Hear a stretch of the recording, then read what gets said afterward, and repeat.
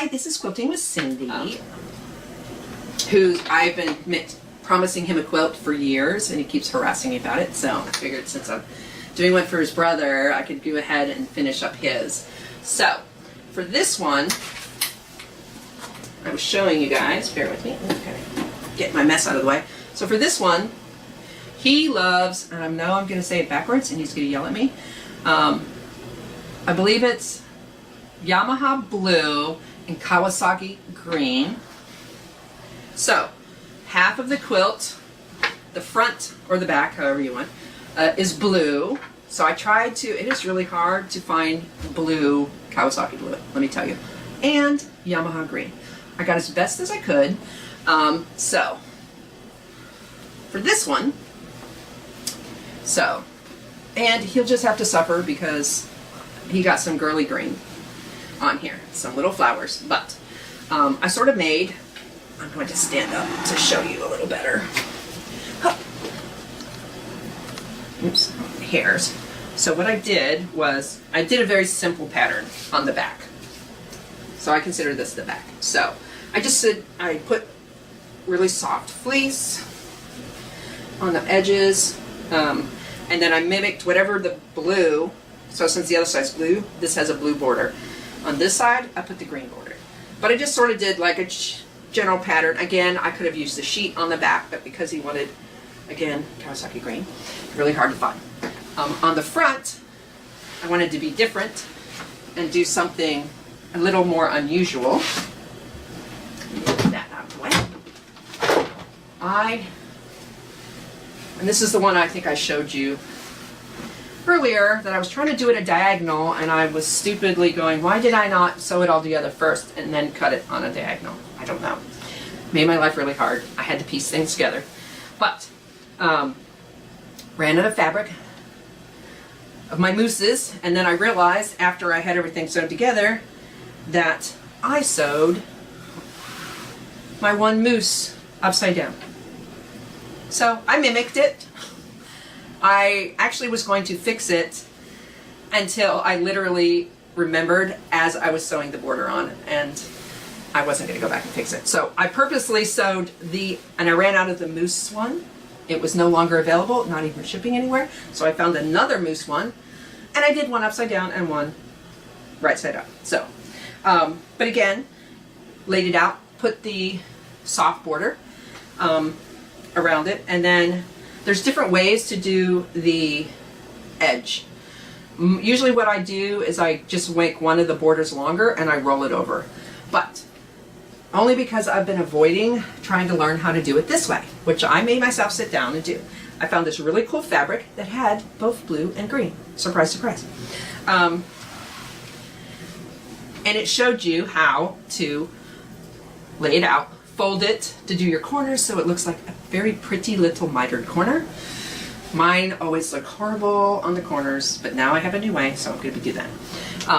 But when I made this quilt, I'll sit back down, the fluff that I had for the inside did not have it wide enough because it was just extra pieces I had. So there's a slight overlap. So I was worried that it's going to shift with many washings. And I tend to do this usually anyways on even the big quilts where the fluff goes all the way out. You can get, I think they call it floss, it's embroidery thread basically. So you'll see here, there's little tufts. So it shows easier on this side. So what I did, and I tried to make it look purposeful, that it was decorative, not just to keep things together. So as you can see, so I sort of centered it in each of the little green squares on the corner. You have to watch and be very careful when you're doing that though, because the fabric might slide. So I always double check, does it look like it's flat on both sides before I sew through it. It doesn't take much. I just literally sat while I was watching TV and was doing this. You get the floss. I have a giant pile for some reason. I'm not sure where I acquired it from over the years. I think it was probably from the kids. My new, I'll show off. My son got me another new little, now I'm getting a giant collection of them. But I have a giant pile. Oh, here's why. Yeah. Unless you're old, you won't remember this. But there were these little things that little kids could get to make people, and you use the floss, and that's why I have so much floss. I forgot about these. But it's a tangled mess, as you can see. But basically, you can see it's kind of thicker. So you just make sure when you get the needles that the opening is thicker so that you can get it through. And then I just do short little spurts. I do in and out a couple times, tie it, and I'm done, cut it off. And you see the cute little tufts, but it will actually hold the two sides together through the fluff. So the fluff, I don't think I have any out here. Oh yeah, I do. No. This is a big bag of fluff. This is good for pillows, as you can see, because it is not flat. For quilting, you would want to get the prepackaged stuff that are in rolls, and they have different sizes, different thicknesses, depending how fluffy. The thicker it is, the warmer your quilt will be. So if you live where I live in Texas, you don't need the really thick fluff, or you'll die using it. I use like medium on my daughter's, and she's out in Oregon where it gets chilly, and half the time she will not use it because it makes her too hot. So, but it does keep it from shifting. I have an old quilt, I think it was the very first quilt I made. The fabric, you can literally see a lump along the bottom where the fluff has slowly worked down, because I did not know to do this. Live and learn. So hopefully that would give you some ideas. But I was very proud. I finally finished it, and it looks very cute, and I can't believe I found fabric that matches both of his favorite colors. So, but as you can tell, it's really hard to get this color, so I had to improvise with other greens. So, I talked about my friend's quilt I made for my daughter's friend, which her giant dog poked holes through. So, they're all in spots. There's no way I can, oh my god, it's a king size quilt. Hold on, it's really big and heavy, and I just popped it loose. All right, so I talked to you guys briefly about, like I said, her dog ripped some holes in this. This was a wedding present I made for her.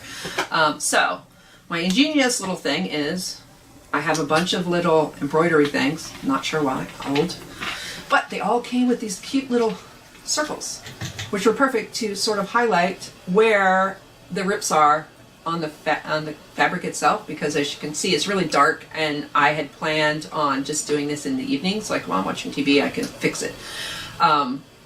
Just because of the placement of all of these, there's no way with a normal sewing machine to get in to sew it with the sewing machine. So I'll show you an example, because I accidentally popped it loose, of what I did.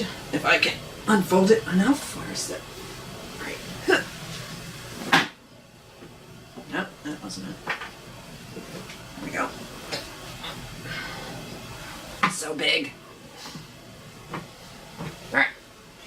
So, for really big quilts, I tend to throw them on my bed.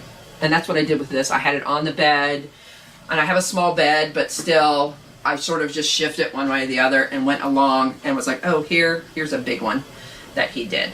So what I do is there's a top and a bottom.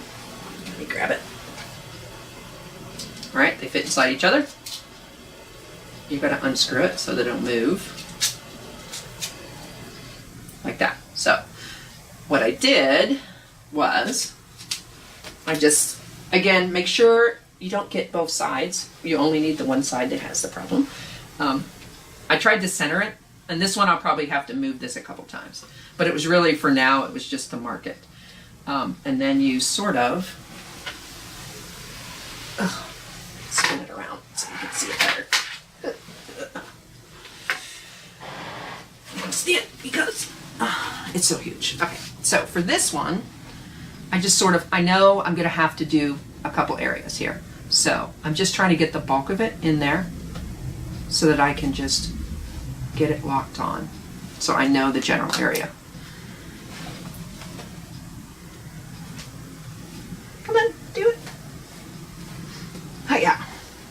and then you can make it tighter so it stays. So, so this way I can go through, and thankfully it was only on this side. I didn't see any on the gray side. So, but I have a bunch of these little ones, and then I ran out, and then I just used safety pins.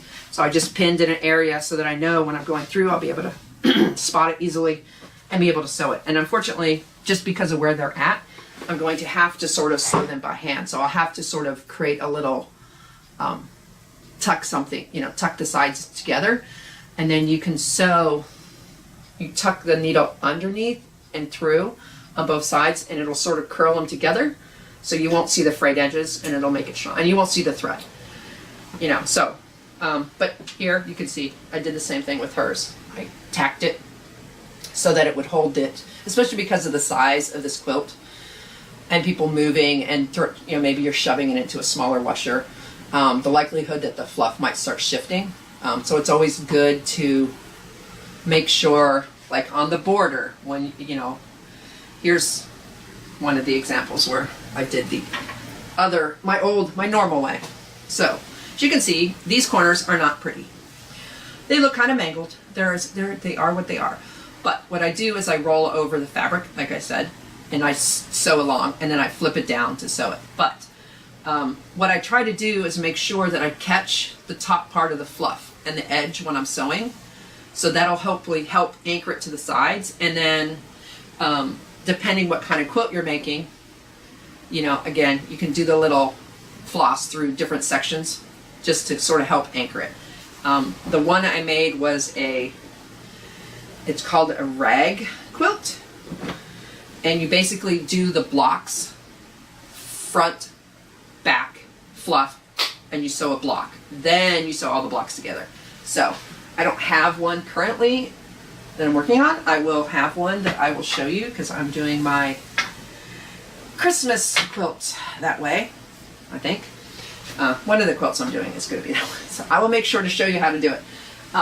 But it's just easier, and then it's a lot easier prep time. You pick the size of your, the size of the, I'm going to lose my voice, the block that you're doing, so 8, 10, 12, 6, whatever you want. And you can cut all your fabric out ahead of time, cut all the fluff out. Again, if you're like, those are a little more, you can do a two-sided quilt with those, because you can use a sheet and cut the sheet into the same size squares. I literally did a double-sided quilt because it was a perfect opportunity to do, I just mixed and matched, basically. So for Chris's quilt, which I think I talked to you about, I have my friend tack on the pictures that I made, but for Chris's quilt, this is what I did for his.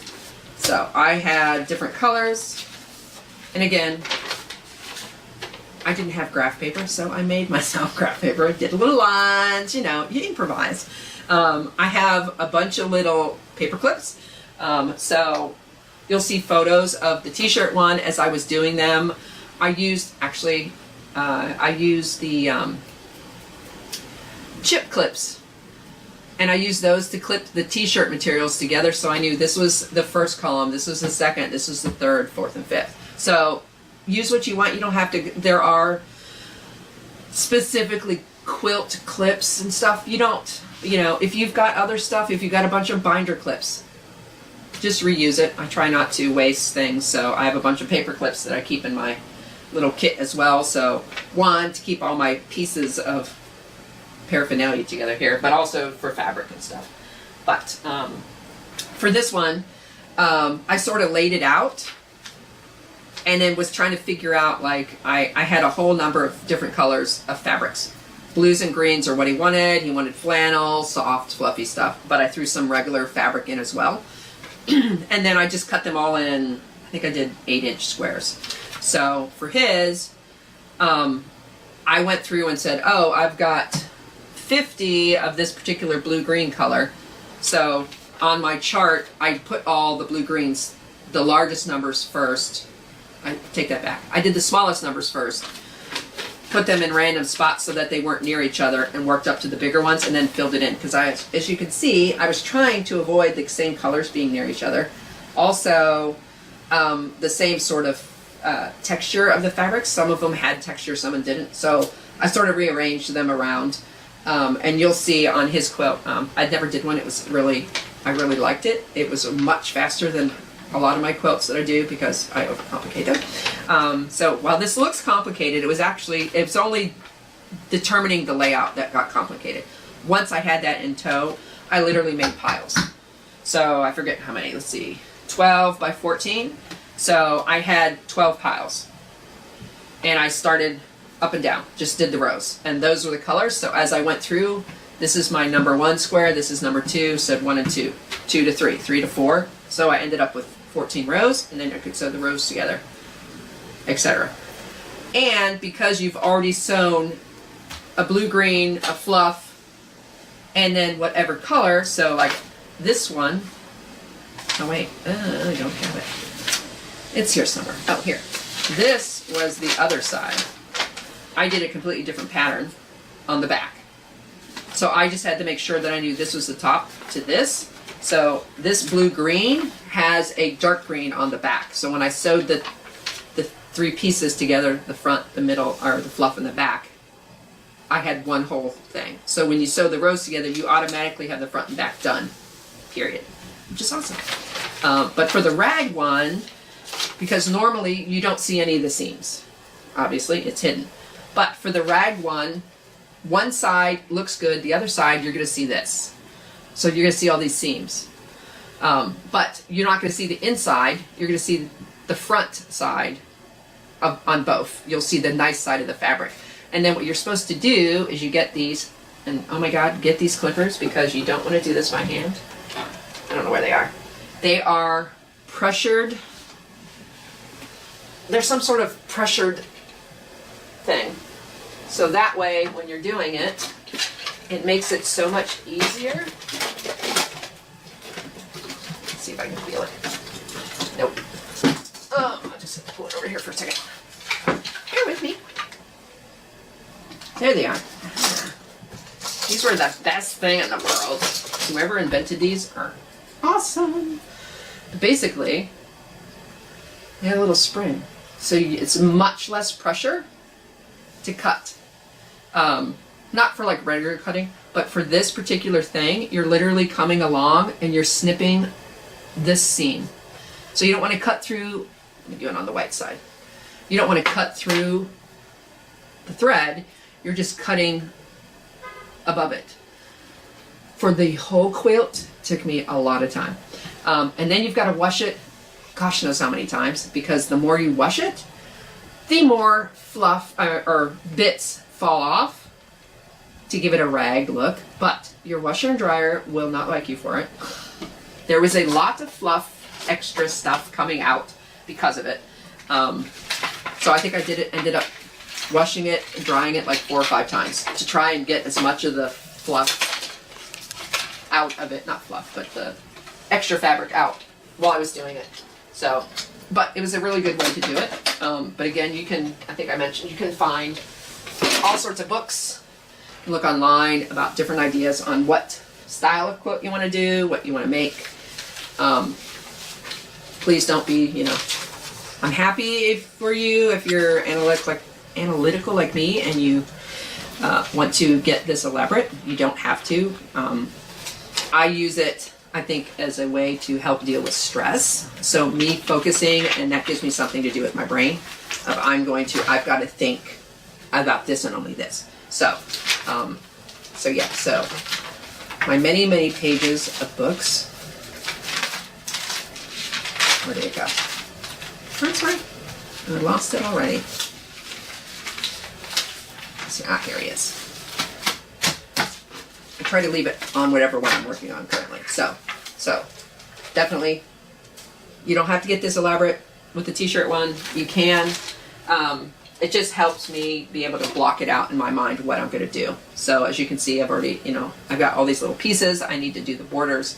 So I've only done, this is all just for the first row that I'm working on right here. So I'll do the same for the other rows. And then I will show you how it looks once I get it all sewed together. Thank you for joining us.